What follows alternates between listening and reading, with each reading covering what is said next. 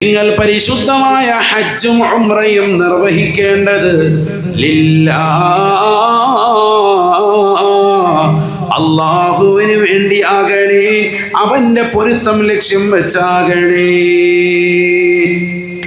നാട്ടുകാരെ കാണിക്കാനല്ല, കൂട്ടുകാരെ അറിയിക്കാനല്ല, ബന്ധുമിത്രാദികൾക്കിടയിൽ മൊബൈലിലൂടെ സ്റ്റാറ്റസ് ഇട്ടുകൊണ്ട് അവരെ അറിയിക്കാനുമല്ല. വഅതിമ്മുൽ ഹജ്ജ വൽ ഉംറത ലില്ലാഹ്.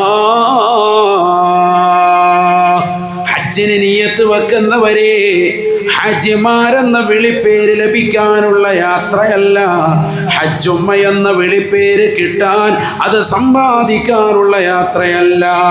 മറിച്ച് നിന്റെ നിയ്യത്ത് എന്താവണം? അള്ളാഹുവിൻ്റെ പൊരുത്തം കിട്ടലാണ് ഹജ്ജ് കൊണ്ട് ലക്ഷ്യം വെക്കേണ്ടത്.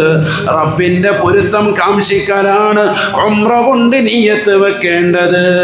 അതുകൊണ്ട് തന്നെ ഖുർആൻ അടിവരയിട്ടുകൊണ്ട് പറയുന്നു, വഅതിമ്മുൽ ഹജ്ജ വൽ ഉംറത ലില്ലാഹ്. ഹജ്ജ് ചെയ്യുന്നവരെ, നിങ്ങൾ ഹജ്ജ് ഉംറയും നിർവഹിക്കുന്നത് അതിൻ്റെ പൂർത്തീകരണം അള്ളാഹുവിനെ നിയ്യത്ത് വെച്ചുകൊണ്ടാവണേ, റബ്ബിൻ്റെ പൊരുത്തമാവണേ ലക്ഷ്യമെന്ന് വിശുദ്ധമായ ഖുർആൻ.